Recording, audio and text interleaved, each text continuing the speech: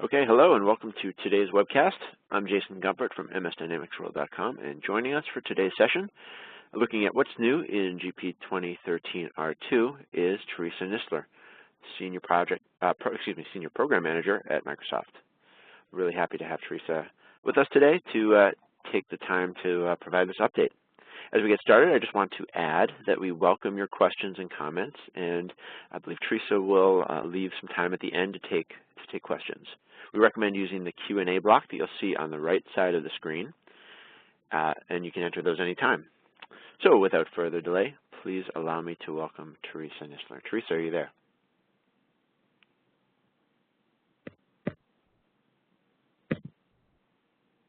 Theresa, can you hear me? Jason. Yes, I'm here. Sorry about that. Welcome, everybody, to What's New in Microsoft Dynamics GP 2013 R2. I'm really excited to get this opportunity to speak with all of you today. The goal that I've got coming out of this session is for you to get an understanding of how Dynamics GP 2013 R2 may impact some of the users in your organization. So specifically, this is not going to talk about any of the features that we've previously released for 2013. I am going to focus just on the R2 release. But if we talk about some of the changes, let me see if, okay, there we go. One of the things that we've done over the last couple releases, specifically with 2013, is we're using what we call a cadence approach. And if you look at this roadmap, you'll see that 2013 came out in 2012, the fall of 2012, and it had a number of feature functionality bits in it.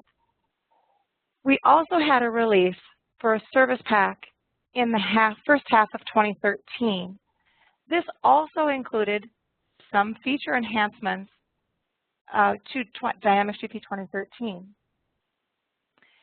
And again, in the half two of 2013, we had additional features added and enhanced in that. That's part of the cadence release that I mentioned. What we're trying to do is get features, especially customer requested features, out to you, the users, more quickly.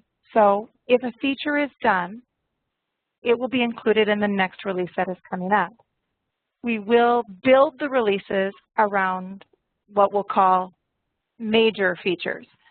So with R2, there are a number of major features. Workflow is one of them.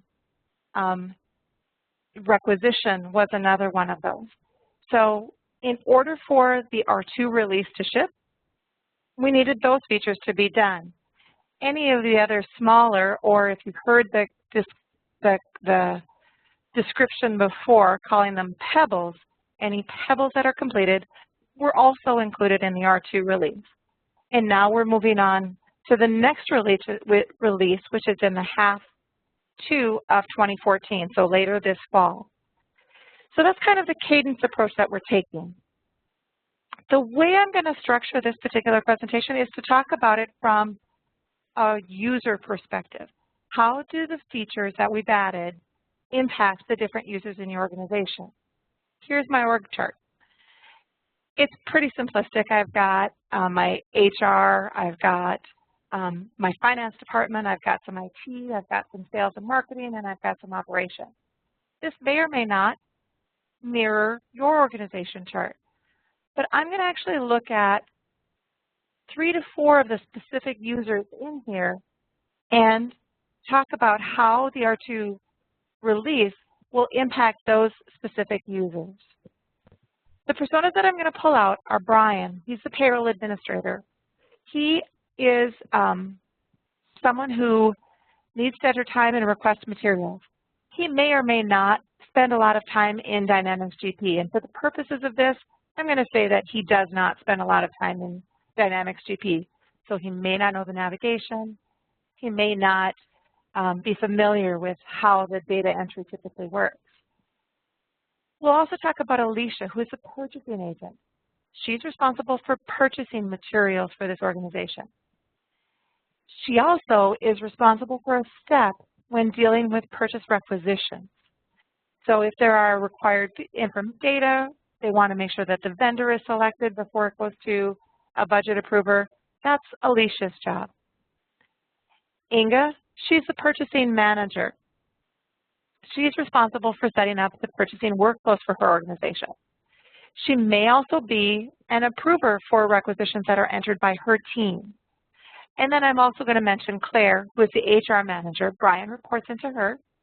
And so she is part of the workflow, meaning that she has to approve those requisitions if they meet a certain criteria.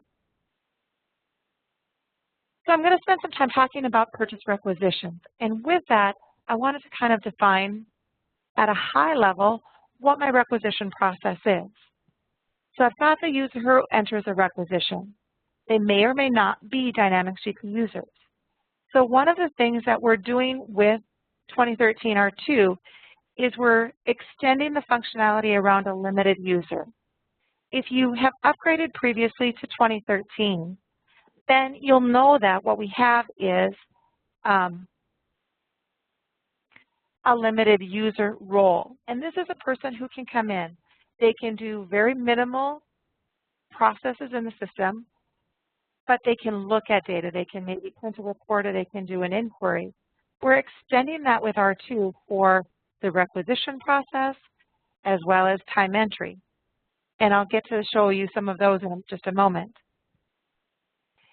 Then we'll look at Alicia. And again, like I said, she is the purchasing agent. She's next in the requisition process because she needs to make sure that the vendor exists. Either it's one that they already use or it's one that she needs to decide whether they're going to add it or not into the accounting system. Finally, you've got Claire in this particular process because she is Brian's manager, and she's going to have to approve the requisition if the amount is greater than $2,500. Now, I could make a much more elaborate workflow than that, but this is the preliminary steps for just the requisition, and we'll show you a few more things as we go through the process.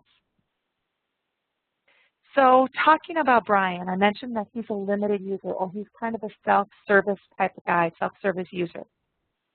One of the things we've done with 2013 is, you may have heard about the web client before.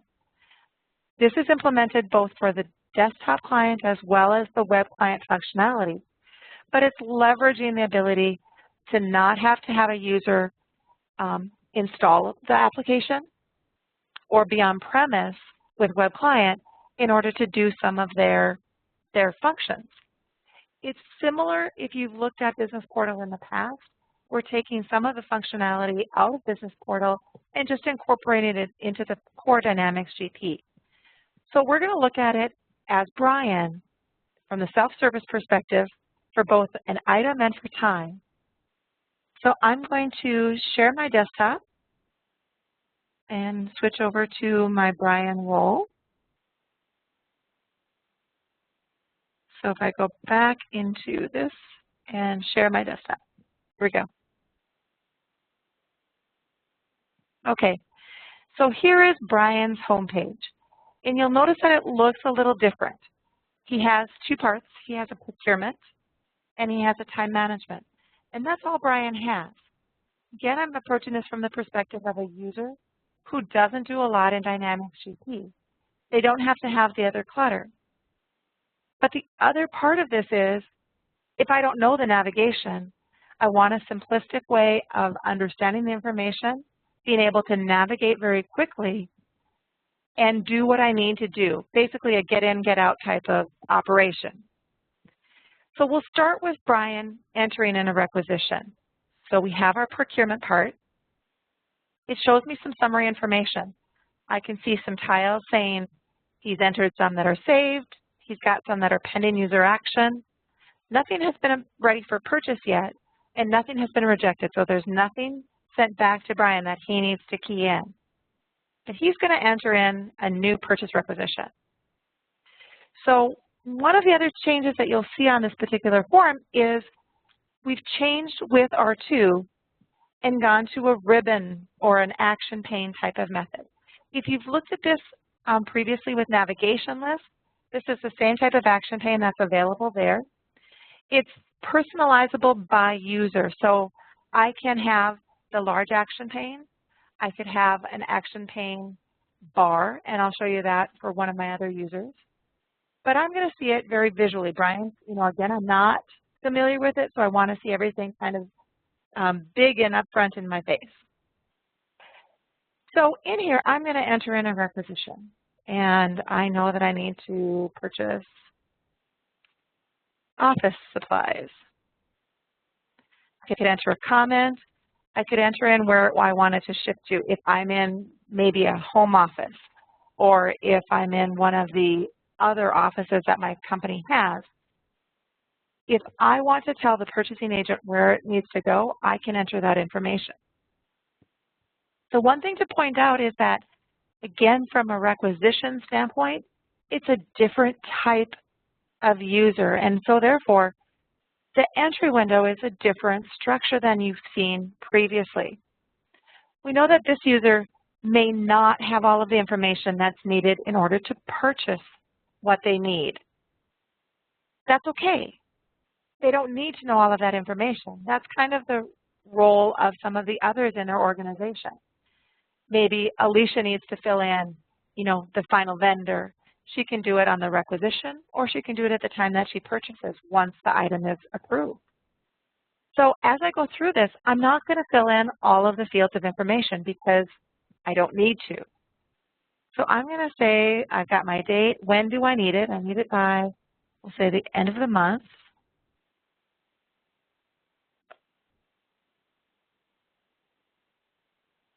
I have user-defined fields. And the thing about this is I'm not going to use them for the purposes of this, but we've got user-defined fields at both the header as well as the requisition line. And you can do things with workflow around those fields. So additional customization for your requisition process. So Brian's going to order a stapler. He only needs one. He's going to say he thought it was around 20 bucks. Doesn't really need a site. That's okay. He can fill it in. There's a default there. He doesn't know a vendor. The account is going to default for him. So if he has specific information or if he has analytical accounting and needs to enter in transaction dimension code, he could do that at this point in time if it was a purchase for a specific project or for a conference, that type of thing. And at this point, I could go ahead and save or submit this requisition. You'll notice that I do have workflow turned on, so I have an information bar at the top, and it says that it's not submitted, but I can go ahead and choose to submit it. I get a message, and that's because I've got encumbrance management integrated with my purchase order processing system. Brian doesn't have the ability to approve it, but we wanted to give the user, based on feedback from customers, such as yourself, that Brian needs to know that he doesn't have budget to buy this. He may go ahead and delete the requisition, or he may go ahead and submit it. So I'm going to say okay on that message. I know I don't have budget, but my manager, Claire, said I needed to order some office supplies, so I can go ahead and do that. And at this point, I can go ahead and submit my requisition.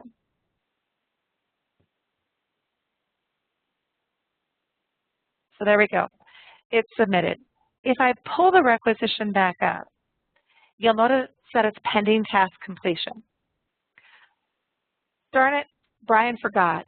He does need to have a vendor ID that's part of my defined business process for our Fabricam organization. I need to have a vendor. So I think that I saw it at this particular vendor. It may or may not exist. I'm going to go ahead and look at my workflow actions and mark my task complete. Again, I know that it's exceeded, so I'm going to complete it and say yes. Here's my requisition, comments, and mark my task completed. Again, if I look at it, now it's gone to the purchasing agent. Now, just because I'm doing a demo, I've got myself set up as pretty much everybody in the workflow. This just means that the next step in my workflow goes to the purchasing agent, and now it's waiting for them to take action against it. So that is, and I apologize for that. So this is my home page. Now if I refresh it, you'll notice that I've got my number of saved is still the same, but I've got 3 that are pending user action. So it's waiting until the workflow is completed before it says that that requisition is ready to purchase. So that's kind of the state of the procurement or the requisition entry process. We'll also talk about the time card. So Brian may also need to enter time for a pay period. So by clicking on my part, I choose to enter time for a pay period. I've got my pay periods defined, so let's go ahead and select one. And I want to go ahead and enter time. And this brings up time card entry. So this is a new window where I, as a user, as a self-service user, can go in and log my time when the workflow is completed for this particular transaction. It then goes into payroll to be paid as part of my pay run.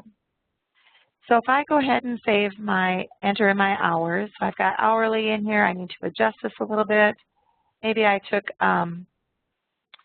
another couple of hours and this one is already in workflow, so I can go ahead and approve it.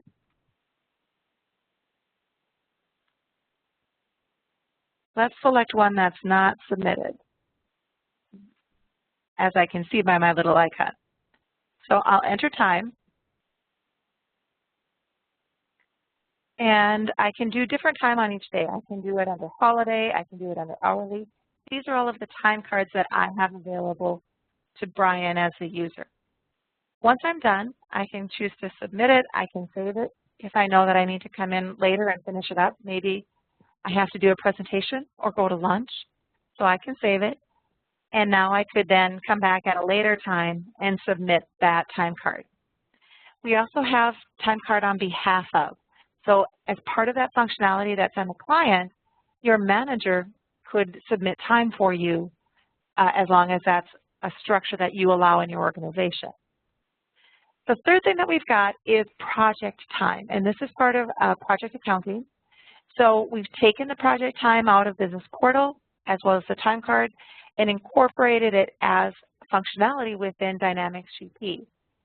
So on my project management form, I could go ahead and do time against particular projects and again submit that into the system. So that's Brian as the self-service user. So we'll go back over to the presentation and I'm going to stop sharing so we can go back to slides for a moment. The next thing we've got in this process is going to my next slide. There we go. Purchasing. And I mentioned when we were talking about personas, we were talking about Alicia, who is the purchasing agent. Now, she's going to have a different perspective.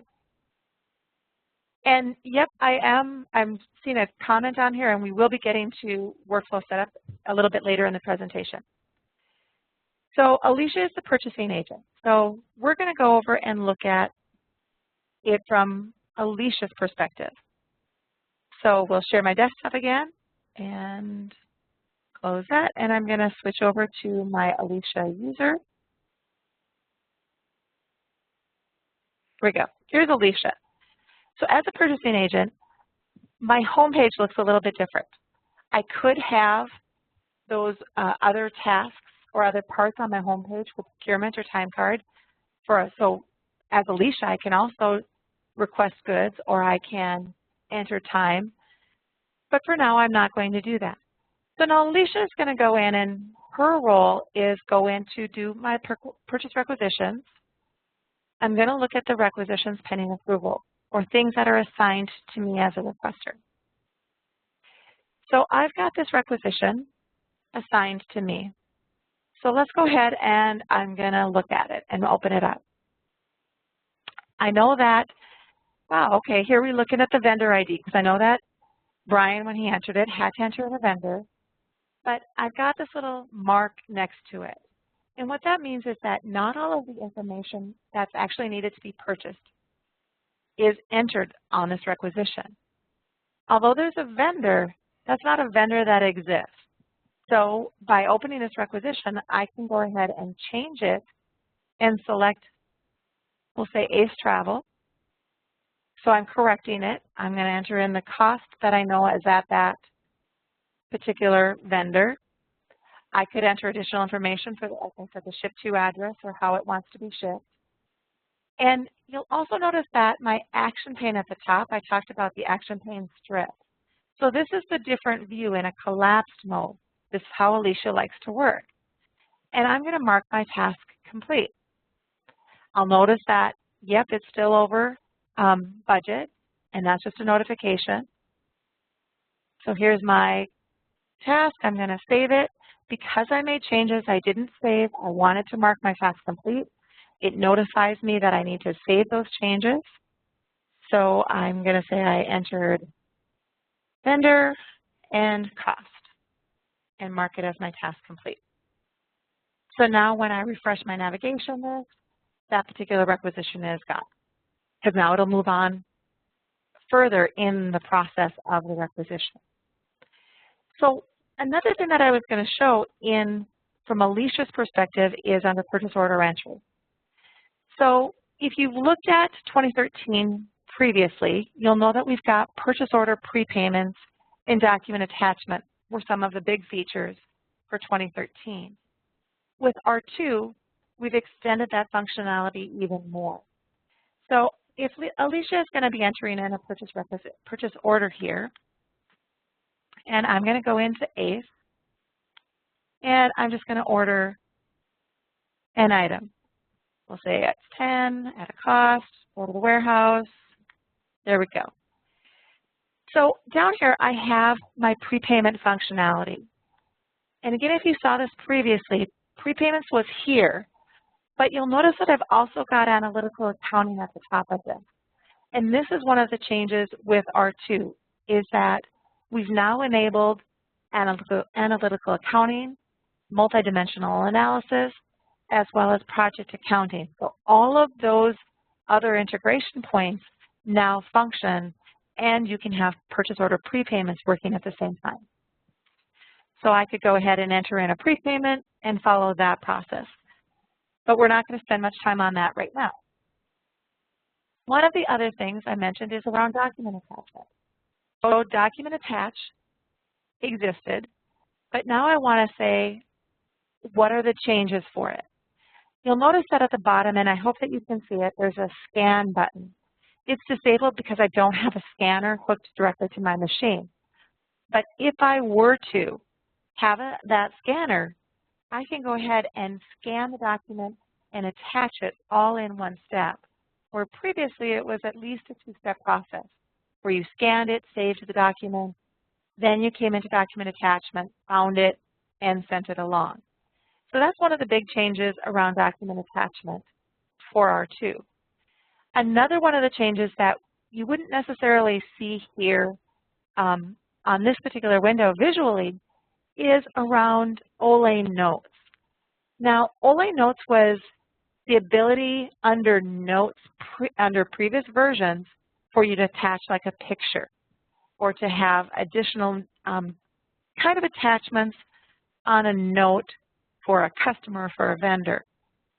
What we're doing with R2 is we're giving you the ability to, one, migrate existing OLE notes to the new attachment functionality so that the attachment is the same on client as well as on the web client. And with that, we're also giving you the ability to migrate that information so you can clean it up. It's kind of a two-step process. And going forward, any OLE note type of attachments that you include are going to be stored in the same way as regular attachments, meaning that they will be in the document attachment SQL table along with all of the other attachments. The last thing I'm going to show from Alicia's perspective, so I'll save this, is around printing purchase orders. Okay, I don't want to print those reports, so it's a good thing I didn't do that. So Alicia's in printing purchase orders. And if I'm going to print a blank paper statement, you'll notice that my send document and email button became enabled. So again, going back in history a little bit, We have the ability to print purchase orders. We also have the ability to email purchase orders, but they were two separate processes. With R2, we've enabled that functionality to be kind of merged. So now I can print and I can email at the same time. So if I choose to do this based on purchase orders, I'm going to start with 2004 or 2084 and go through, we'll just say 2087. Insert this, and it's going to print those documents that are set up as printed, so meaning I don't have an email address for that vendor, and I haven't selected that they wanted emailed, as well as emailing for those documents for those vendors that are set up to email. So if I go ahead and choose print, it's going to do both of these at the same time. So I'm going to print. I don't want my exception report. Oh my goodness, I was doing it as a different user before, so here we go. Here's my purchase order. And I know that I actually have it set up as a different user, so I'm going to go over into email. And here is my attachment that is my emailed purchase order. And it's going to bring it up because I have it set up as a Word template. So that's the function of the change in R2, is that it prints the ones that are printed and it emails the ones that are emailed. So that's the process from the purchasing agent perspective. If we then go back in, and now we'll look at it from an administration process. And this is going to kind of cover the rest of the features and functionality. So one of the things from administration, somebody mentioned earlier, is about workflow. So here's my workflow process defined for my requisitions. So Brian, the payroll administrator, is entering in a requisition. One of the first checks that I want from my defined process is the vendor blank? If it's not blank, it goes on to the next step in my process. It goes to Alicia, the purchasing agent. If it is blank, it goes back to the workflow originator. The next step is that once Alicia completes her part of the process, which is verifying the vendor, it might be verifying the item cost, she's going to say that her task is complete. And then the system is going to check to see what the total value of the requisition is. If it's greater than a certain amount, then it needs to go to Brian's manager, so Claire, the HR director. If it's not, then it immediately goes so it's ready to purchase. So once Claire does her job, she says that there's budget or that she's found budget for it, and she'll go ahead and approve it. As part of my workflow, I've also set up a secondary, we'll say a secondary cost verification against the requisition. If the amount is $25,000 or greater, then it needs to go through the controller for approval. If it doesn't, again, then it's complete and it's ready to be purchased. So let's jump over to Dynamics GP again, and we'll show you that in Dynamics into Workflow Administration. So I'm going to switch in to my role as SA. And again, you'll see I've got my parts turned on, but I'm going to go into workflow maintenance. And I have a couple of different workflows set up. So I can only have one active at a time under each type. So here are the two that are available in purchase order. And I also have payroll time card as a workflow, as well as project as a workflow. So this is one of the big rocks of R2, is the workflow restructuring. What we did was we took away the dependency for the new workflow engine on SharePoint. So now this is all built within Dynamics, and that's why you're seeing it as a Dexterity or Dynamics window. Along with that, we're then taking some of the existing workflows, like the purchase order workflow, as well as creating new workflows that we want. Sorry, I turned off my notifications, but apparently they're not turned off. Anyway, back to this. I've got my purchase order workflow, which if you've looked at the previous workflow system that we had, that was an existing workflow. But purchase requisition approval for Dynamics GP Core was not. There was some workflow around requisitions in Business Portal, but there wasn't that functionality in the core workflows. There also wasn't the functionality for the payroll time card or for the project timesheet approval. And I've got 3 workflows in various processes, but only one is marked as active, and so that's the one that I'm going to show you. I can only have one active at a time, and I cannot be editing the active workflow. So if I needed to make changes, I could copy it to a new workflow and make my changes, and then enable the new workflow. So if you look at how my process was set up on the slide, this is the same structure, but it's in kind of a linear format. So I have my step 1, which is my vendor is required. So what I've done is I've said the action is required only when the following condition is met. And here's where I look at the actual field. So I found the field, and at this point I wanted to say it was a line field. So I found my vendor ID.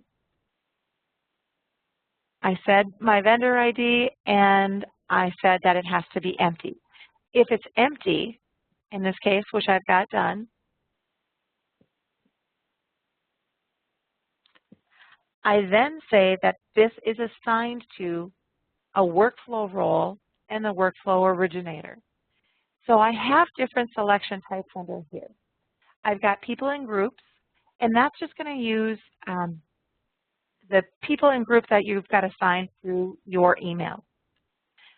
I also have hierarchy, and this is going to leverage the Active Directory hierarchy, and I'll show you that when I get to one of the next steps. Or, as I said, the workflow role, and these are the roles that are available. Every workflow has to be kind of assigned a manager, the person who is in charge of it, responsible for maintaining it. So I could have it routed automatically to them. I could go to an alternate final approval, and in my case, I've also got it using the role for requested by or line requested by. So maybe I want it to be routed based on who requested the goods, and that's why I have those fields in here under the workflow roles. So I've got mine as the workflow originator. Next, I was going to talk about the purchasing agent step. So this is a task step, not an approval step, meaning that Alicia is going to verify what she needs to verify as far as my process goes, and then just mark the step complete. It follows that first step, so it always happens. So it's always required for this step. And here I just assigned it to me as a user.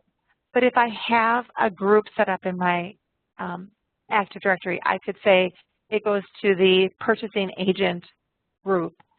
And we will also verify or search or find based on my people in groups. So I could do a find. I could say I want to find Jared. I can do multiple people. So I find Jared. I'm going to add him.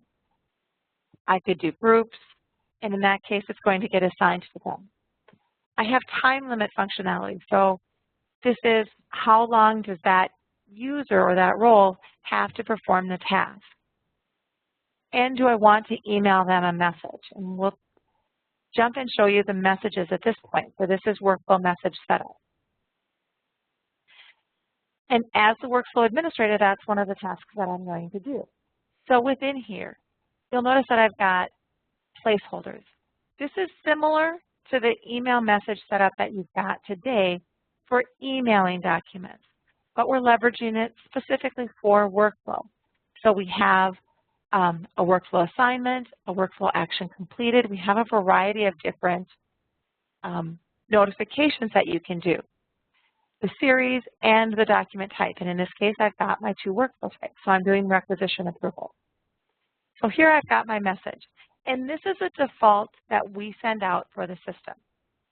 If I have web services deployed, I can insert, as part of that email message, I can insert an workflow actions toolbar in my email message. And with web services, you can approve directly from the email. But here's information that, by default, we have included as part of this message. It's going to tell you the company. It's going to tell you what type of document it is, what the number is, who it was requested by, the date, and the document amount. Sounds good, right? Well, sometimes you need more information than that. So here we're going to also say that I'm going to include document lines. So this gives me the ability to include the line information as part of the email, so the approver doesn't necessarily need access to Dynamics GP to view their information and to approve it. They get enough detail in the message that they receive, and they can approve it from within there. So I've selected the fields. I could add additional ones. Maybe I want to say who it was requested by. I'll insert that at the line. I can save it, and then that message is what's going to be used. So in this case, I wanted it to send the message as an email. I marked it. I picked the right message that I wanted, and I can save my step.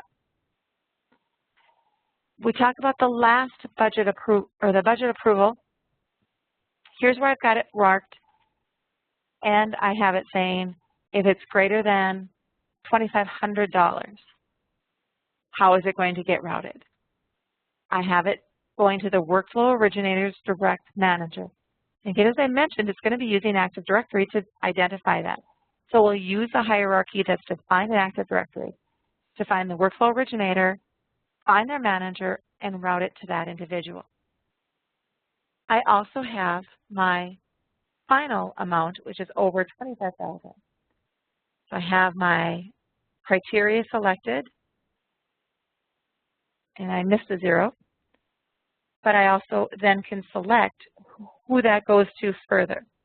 So I could go to the direct manager, I could go further than that in my step. So that's those are primarily the rocks that I mentioned were part of workflow. And we talked a part of R2 and how it impacts the different users. So the last thing I wanted to spend some time on is taking you through some of the additional features and functionality in R2.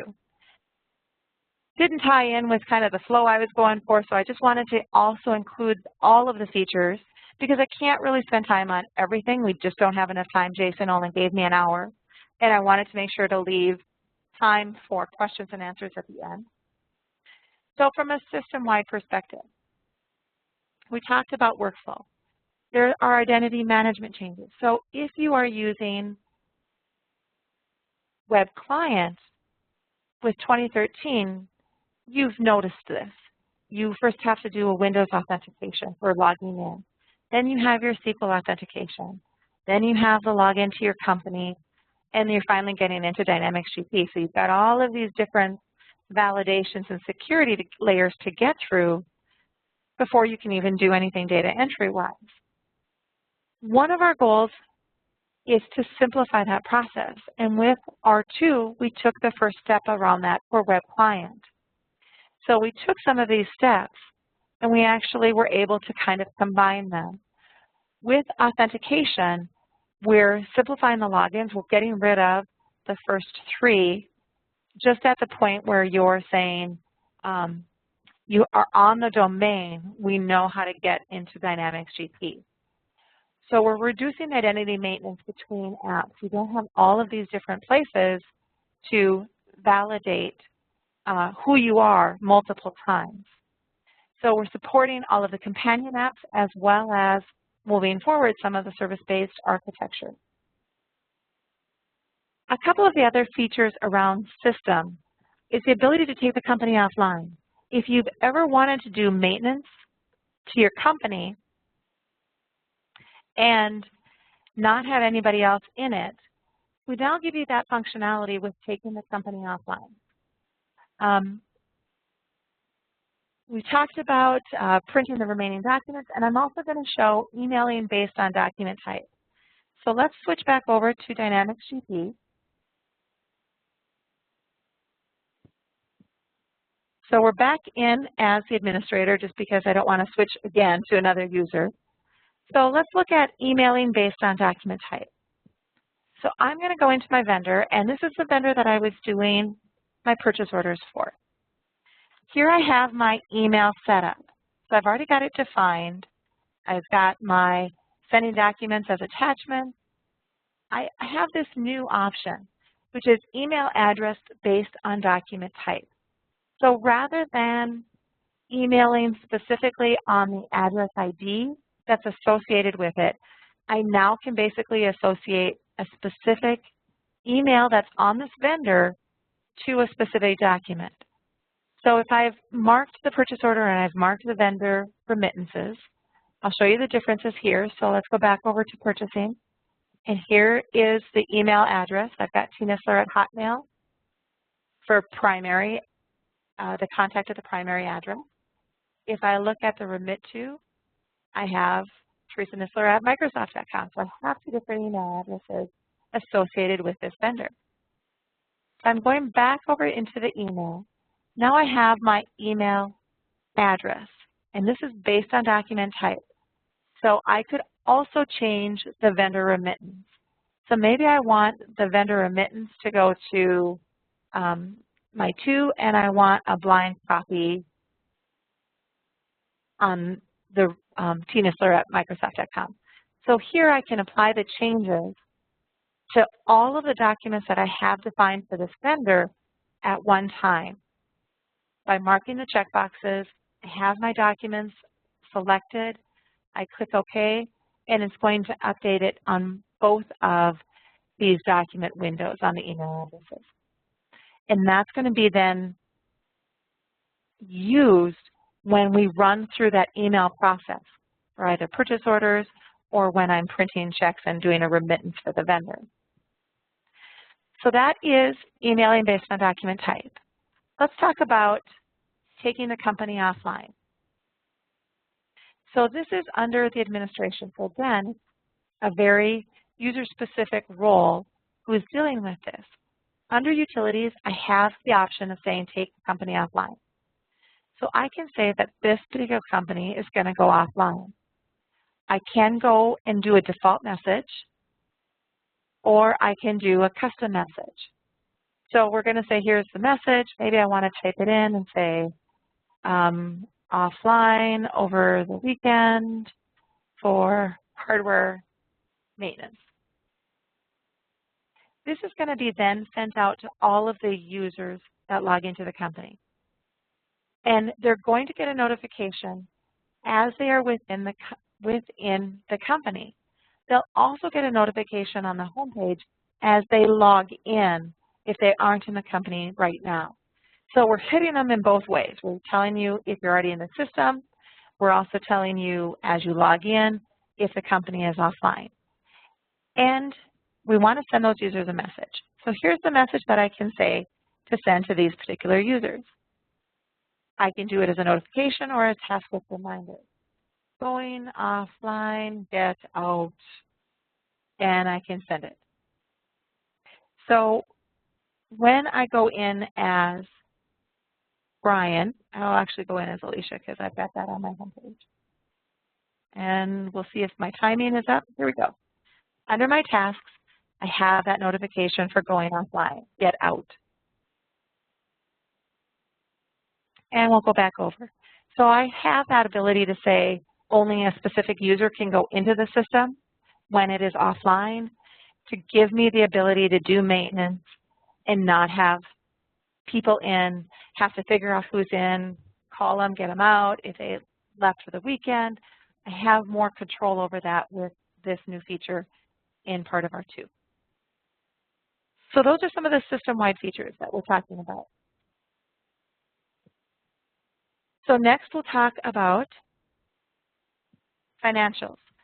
So one of the things that we've done over the past couple of releases is we've looked at some of those features that are part of the product support tools and evaluated them based on customer feedback, which ones we want to just really pull in as part of the core product. And that's what this first one is. It's reverse fiscal year. We took the functionality that support had enabled and brought it in. Now, the same capabilities exist, meaning that it's an SA user and everybody else needs to be out of the system in order to do that. But by making it available without having to install the product support tools, we're exposing it a little bit more visually to you as a user so you can find what you need to do. We can roll down account segment descriptions. So now if you change your account segment description, you'll be prompted with a message and asked if you want to roll that change down to all of the associated accounts that use that same description, the old description. Copy and paste to general ledger is what I'm going to show, as well as the default sort order for payables checks. So let's go back over to Dynamics and we'll share my desktop. And here we are in Dynamics again. So here we're going to show copy and paste. So this is under General Ledger, General Journal Entry. I have a document already created. And this is the information that I need in order to paste into Dynamics GP. I have my distribution reference, my account numbers, debit amount, credit amount. And if I'm using analytical accounting, I can include an analytical accounting alias that will default my AA transaction dimension codes for me. So I'm going to go ahead and select the information that I want to paste in. And I'm going to copy it. So now I'm going to go over to Dynamics GP, and I'm going to pick a batch because I want this to go into a batch so I can post a number of things at the same time. And now when I'm down in the scrolling window, you'll notice that I have an icon for paste. And this is going to give me the ability to paste that Excel information directly into Dynamics GP. The first thing that we do is we do a validation. Okay, so it's telling me that this account number, 6190.99, doesn't exist. So the paste can't happen. Okay, I'm going to come over here. I'm going to fix this, 6199. I'm going to make that a 00. And I'm going to make this, I believe it's a 100. So now I select my data again. And if I fixed it correctly, when we go back into journal entry, I can paste. And again, I have encumbrance, so I'm getting my validations, my encumbrance.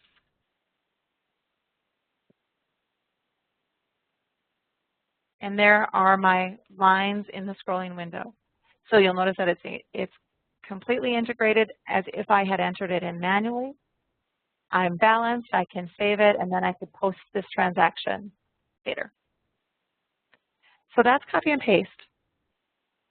The other thing I was going to show for payables is the default sort for payables checks.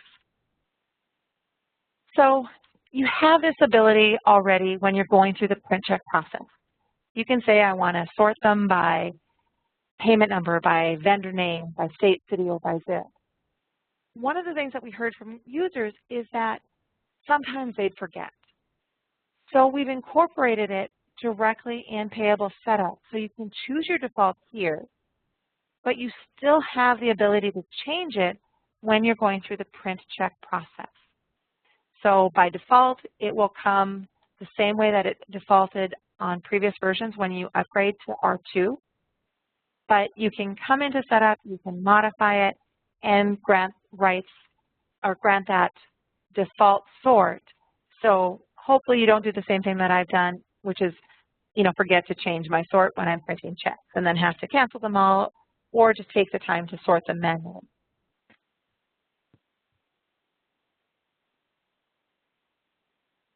So that's financials. Distribution. Now I've gone through a number of these already with the purchase requisitions, with my purchase order workflow and requisition workflow. The prepayment additions I talked about as far as how that affects Alicia. The last thing I was going to show here is around assigning items to multiple sites. So if I go back over to Dynamics GP, and what we have done previously is in inventory, if I add a site, I can then apply that site to multiple items. But one of the requests that we heard was when I'm doing it from the other direction. So I'm on an item, I need to assign, it's a new item, I need to assign my sites to it. So I've got some sites, but maybe I want to see everything that is assigned to that item based on site. So again, that was on my item quantities maintenance under the go-to. It was called site item assignments.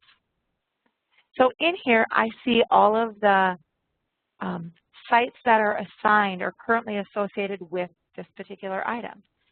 I can't unmark them, meaning I can't change them to not being available at this point, but I can then add any of them by choosing Mark All, or I could individually select them. The other cool thing that I can do in here is I can make some other updates.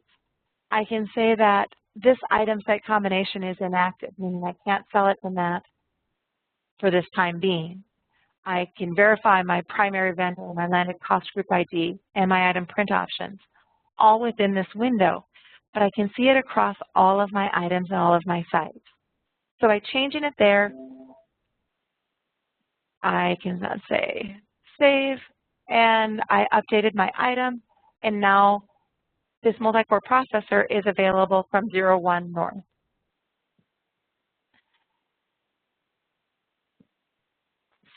Let's go back to my slides, and the last one was around self-service, but I think I touched on all of those again as they impacted the individual user.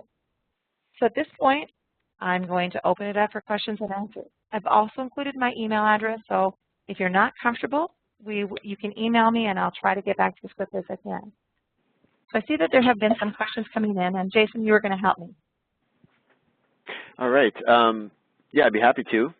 Thanks, Theresa, for the presentation, and thanks to everyone who's been answering questions here. We'll start digging into them. All right. I'll try to take these in sort of the order they came in. Let's see here. Demonstrating copy and paste of the GL entry with analytical accounting dimensions. Is that something that you have touched on yet? Yes, I did demo that. Okay. If you want it to be demoed again, or want me to show it a little bit more slowly, just go ahead and enter in another question and we'll talk about it. All right, great. Is there a definition or template somewhere on how to set up Excel for GL import with analytical accounting? I believe support is posting something under either their blog series or under the knowledge base for how that structure is. It also is in the documentation with R2 for how to set that up. Do the PO requisition requester and approver need to have GP user licenses? The requester and the approver. So the requester is within Dynamics GP. So they are, yes, as a limited user, that would be a limited user license. The approver, if it is an approver that does not need access to Dynamics GP for anything else, no, there is no license for approving it through email or externally to Dynamics. And there are a couple of different places that you can approve it. Like I mentioned, one is in email, one brings you up to an HTML page, and that's another way that it can be approved. Okay, and I'm just sort of shuffling through the questions here. There's still a lot coming in. Okay, I see one question, yep. Brian or Jason, that I'll take. It's in Requisition Setup window. There's a button called Procurement Feature Item. What that is used for is that's actually not going to be used for requisition management that's in the system.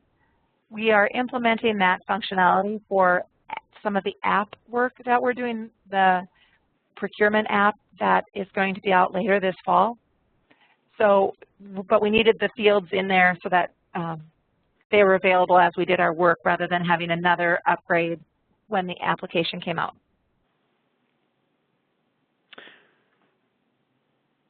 All right, and then there's a question just before that one. What's the best way of creating a PO for services that will have interim billing? There is a blanket purchase order process where you can have multiple lines for multiple invoices that would be received. That would be the process that I would look at for that question. All right. And another requisition question here. Will it be possible in R2 or in a future release to enter a requisition from an external app? We used to be able to enter requisitions using Business Portal and with in the past with the user not defined in GP, and maybe you touched on this before. Right. So this is a user defined in GP. Like I said, it's not, it is a little bit different. If you were using Business Portal previously, you will get a license as a limited user for Dynamics GP access. So you could do it through client, or you could, the desktop client, or you could do a deployment of web client so they could have internet access. We are also working on an app for entering in requisitions. As I mentioned, that should be out later this fall sometime. I don't have an exact date on it, but hopefully that will address that particular question. Does R2 have the ability to batch email sales order invoices like you can batch send purchase orders? Yes. The functionality is, you already actually had the ability to batch send sales order invoices, but now you can do the print and send at the same time with R2 for both sales orders, purchase orders, as well as RM statements. And there's a sort of a related question here. What about working with Word templates in the latest release? Are there improvements in that? Well, it's pretty much the same. So David, I'd ask that you probably email me and give me some more details around that so that I can hopefully make it easier for you, because the functionality is still the same as far as setting it up. You've got the email templates by default, and then you can modify them. So if there's something specific that you're looking for, why don't you go ahead and email me, and we'll see if we can get it resolved or get you in contact with the right people. I'm going to take a few questions maybe from the, well, why don't we keep working through the Q&A block. If you put a question into the chat, you may want to re-enter it in the Q&A. We're giving priority to the Q&A block right now. Let's see here. Do you want to go to the next one from Tim?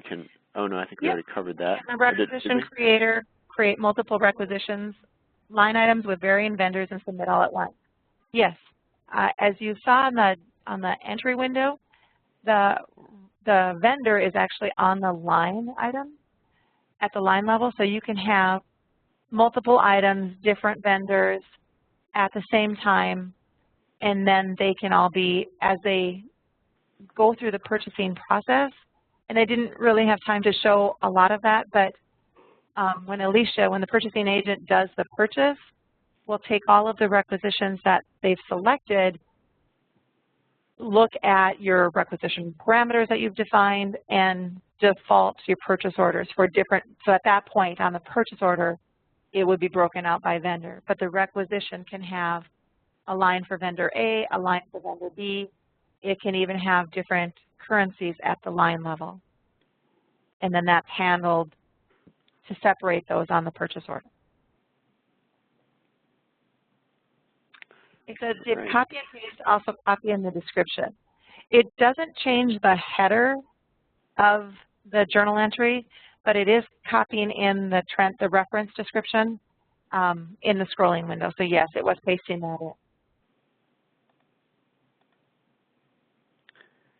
All right. Do you want to just sort of start taking these yourself here, Theresa? I think we're sort of on the same page of, yeah. Perfect. The next question is, do you have to have, and this is in relation to the copy and paste, do you have to have it in a certain format, account number, then debit, then credit? No, my understanding is you do not have to have it in a certain order. You have to have those fields in there. But to be honest, I've cheated on this. This was not my feature, so I just have a format that I set up that I use. If, again, you want to email me, I can test it for you and send it out separately. it's easy enough for me to do. So just email me, Jennifer, and I can certainly try to address that. Next one is Tim. Purchasing analytical reports, dashboards available for various department managers out of the box. Not sure that I completely understand the question. We do have, I'll tell you what we do have from a requisition standpoint. We do, by default, have 3 new SSRS reports that are pertaining to requisition information. One is top vendors, one is most requested items, and the third one is blanking me at this point. But there are, by default, some SSRS reports. There are also smart lists defined for purchase requisition information, as well as Excel reports.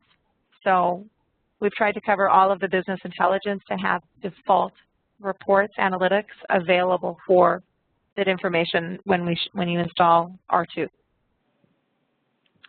The next question is time entry only in GP, or does it still exist in the web client? The time entry that I showed is both desktop client in GP as well as web client GP. The business portal install of it, if you currently have Business Portal deployed, that time entry would still be available in Business Portal, but that is separate from the time entry that we've incorporated into Dynamics GP. And the goal is going forward is basically to retire Business Portal and make the capabilities that people are using available through other methods. And this is one of those examples.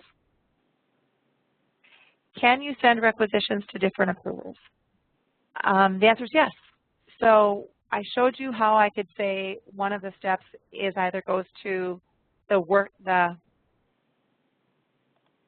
I showed you the requested by and the document header, or the line requested by.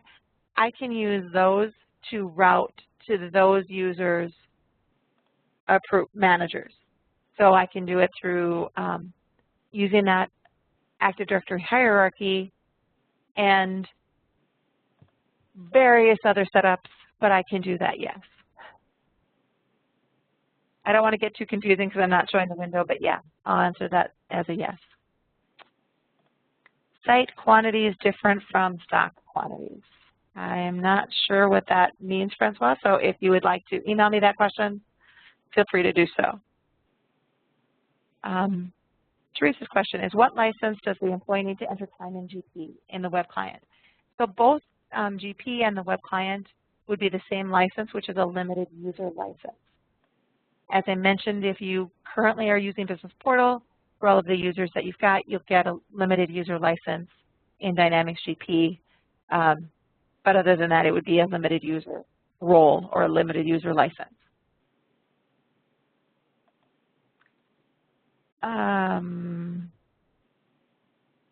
Next is David. Can the same requisitioner have the option to send a requisition to different approvers, like in Business Portal? We don't have the ability, as you're entering in a requisition, to change the approver at this point in time. It just goes to the approvers as defined in the requisition workflow. Now that said, I mentioned those user-defined fields.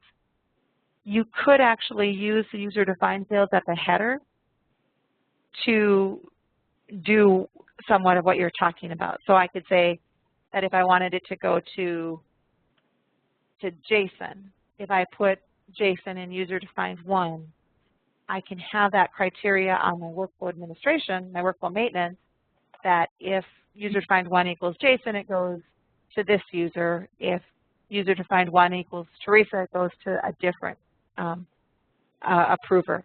So although you can't actually change it at the time that you're submitting it, there are ways to do what I understand you asking to do. So the next question is, can we restrict item lookups or vendors for requesters while entering requisition? That was kind of a tricky one.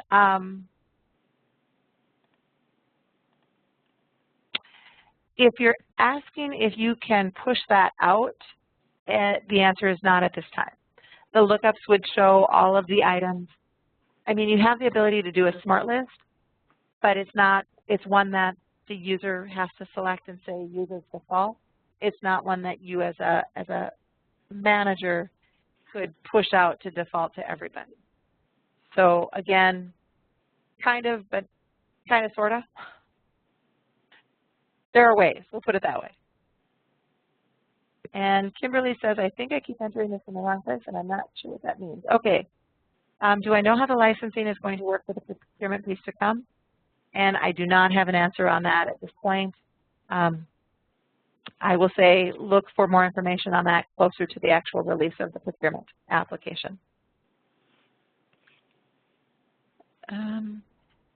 Philip asks, can the approval be conditional on item or account selected? And absolutely, if you want it to be routed on account, that is one of the fields that you can select. So if you remember when I was in workflow maintenance and I was looking at the fields that I wanted to use as criteria, I had all of my requisition header fields as well as all of my requisition line fields available that I could then do my routing based on that. And I've gone a little bit over. I am willing, to, Jason, to keep going if there are more questions. I know that there are a couple more still in the queue.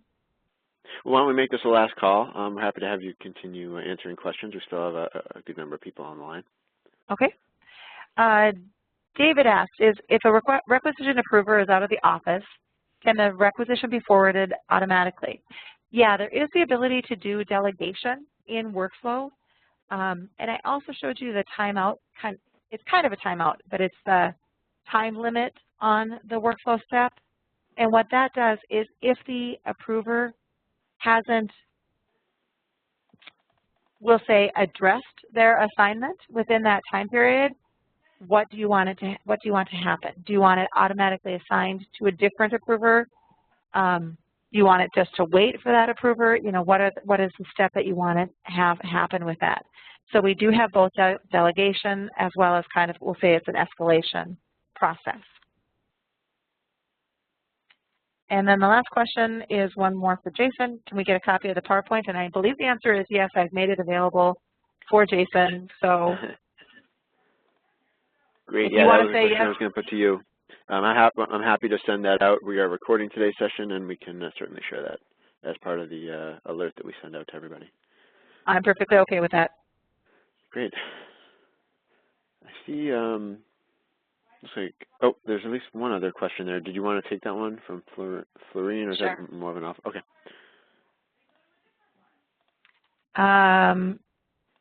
Florine said when we upgraded to 2013, we lost functionality in reporting out of Extender.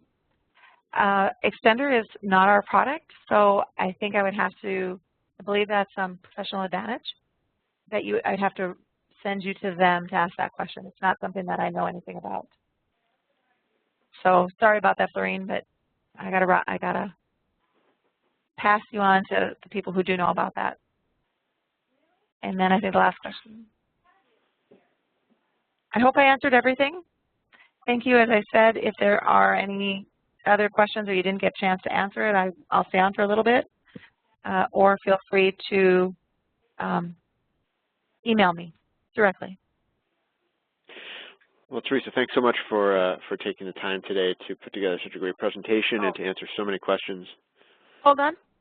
Somebody clarified it. Extender is E1 Solutions, not Professional Advantage. I apologize. So E1 would be the vendor that you need to speak with about Extender. Thanks, David. Now I'll go back, Jason. Okay, well, we can start wrapping up here. I don't see any other questions at this point.